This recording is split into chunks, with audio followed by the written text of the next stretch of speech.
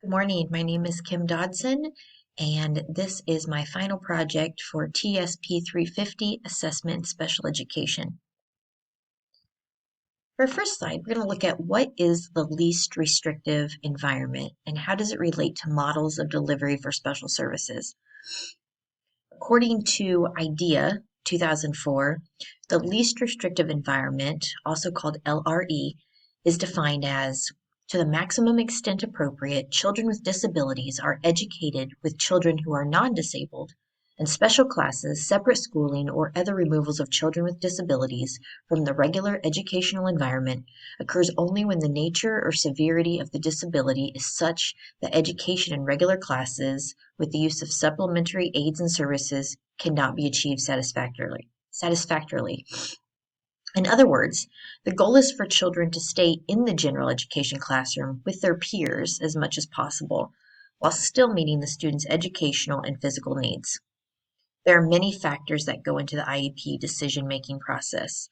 All decisions regarding a child's learning environment and placement should be based on the individual child and take into consideration their unique needs and what would be most beneficial to them.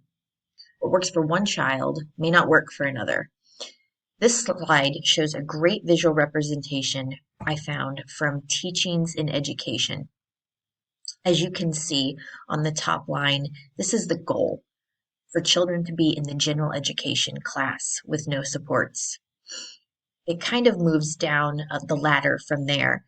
The next step down for least restrictive environment would be inclusion in the general education classroom by maybe adding in some special education teacher supports. A step below that would be to have the student in the resource room, where students are pulled out of their regular classrooms and meet with their teacher in the resource room. They're not in there all day. They just go there, say if they're struggling in math, they may be pulled out during math and go to the resource room and work on math. Another level down would be self-contained. So students are taught in the special education room by special education teachers with other special education students. They are not in the general ed classroom. Further down the ladder, separate schools. This is where students would attend specialty schools, perhaps based on their disability. For example, you have a student who maybe is blind. They would go to a blind school. The bottom of the ladder is residential, where students permanently reside at the school for their special needs. So this would only be used in extreme cases. Again, general education classroom is the goal, as that is the least restrictive environment. Why is the assessment process described as a cycle, and what are the components of the special education assessment process? The components of special education assessment process are identification and referral, determination of eligibility, program planning, program implementation, and evaluation. So let's take a deeper look at each of those components. Start with identification and referral. This is where it all begins. A child may be identified as needing further evaluation for special education in several different ways. A parent may share concerns that they have about their child with the teacher. A teacher may identify students with possible disabilities. A child might be identified through Child Find, which is state programs that are responsible for the identification, location, and evaluation of all students with disabilities. Once a child is identified, teachers should first see if modifications in the classroom and their intervention strategies may benefit the child. If not, they are referred for further evaluation. At the time a referral is made, the law requires that parents are notified in writing. Not only in writing, but they must be notified in their native language. Parents must give consent before further steps may be taken. Step 2, determination of eligibility. During this phase, the child's IAP, or Individualized Assessment Plan, is created. This plan lays out the steps and procedures of the assessment process. As mentioned previously, parental permission must be received before assessment begins. Once permission is obtained, assessments are administered, scored, and interpreted by professionals. The results are reported to the child's team and parents, and a decision is made whether or not the child is eligible for special services. Number 3, program planning. One of the most important parts of the process is when the IEP is developed. The IEP team must meet within 30 days of eligibility being determined, and services cannot be provided until the IEP is complete and the child's parents have agreed to it. An IEP must contain the student's present levels of performance, measurable annual goals, services, aids, modifications, and supports needed, identification of the LRE or the least restrictive environment where the student will receive the services, assessment procedures, strategies that will be used to measure progress and inform parents of their students' progress, as well as any other needs of the student like behavioral, language, communication, and if any assistive technology will be needed. Parents must be provided with the IEP in the language they are familiar with and must give informed consent before the plan can be implemented. Number 4, program implementation and evaluation. The plans set forth in the IEP are put into place. Student progress is consistently monitored and documented. The IEP must be reviewed annually to see if student has met his goals. If anything is changed, to update the IEP periodically, typically every 3 years, the child must be reevaluated to see if they're still eligible for services. This thorough process can be compared to a cycle because it is continuous. As you can see here in this little image, it goes in a cycle. It will start off with the referral, evaluation. It moves up to eligibility, determination of eligibility, the formation of the IEP, placement, instruction, annual review, and then it starts over again. After the annual review, you're evaluating them again to see if they are still eligible. Again, making changes to the IEP if necessary, implementing those, and it just keeps going. Here are 5 strategies for encouraging family participation in the special education assessment process. It is important to build positive relationships with families. When schools and families partner together, children are more likely to thrive. There are 6 dimensions of collaborative partnerships: communication, commitment, equality, skills, trust, and respect. Let's take another look at these. Communication. Ways to encourage family members to participate in the process through communication is to have open, honest, and positive communication with families. Talk about the good things the student does. Don't just notify them every time you have a concern or the student does something wrong. Explain the process to students and their parents' rights.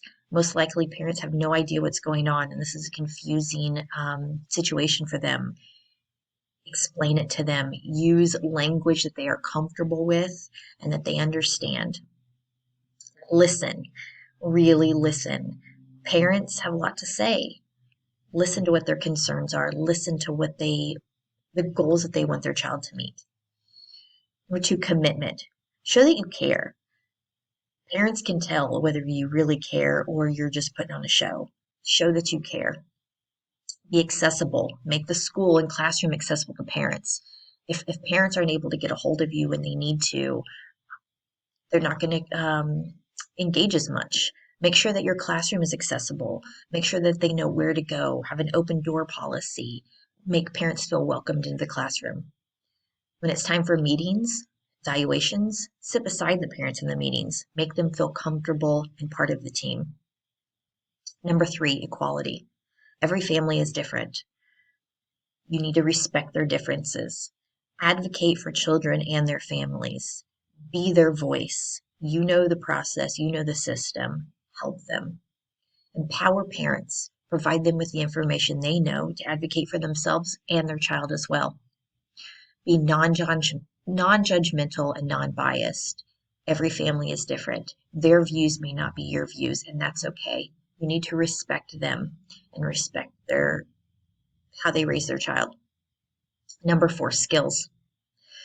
Be educated in the process. Know what is going to happen so that you seem competent to parents. Show professionalism. Address them with Mr., Mrs., etc. until they tell you to do otherwise. Be a professional. 5, trust. Use discretion, confidentiality, honesty. Do what you say you will do and follow through. Parents need to trust you. 6, respect. Make them feel like they are a valuable part of the team. Ask questions about what they want, how they feel, what their goals are for their child. Respect and understand their culture. You may not know it. Learn more about it. Culture affects everything. Incorporate their family values and preferences into decision making. This is very important to families.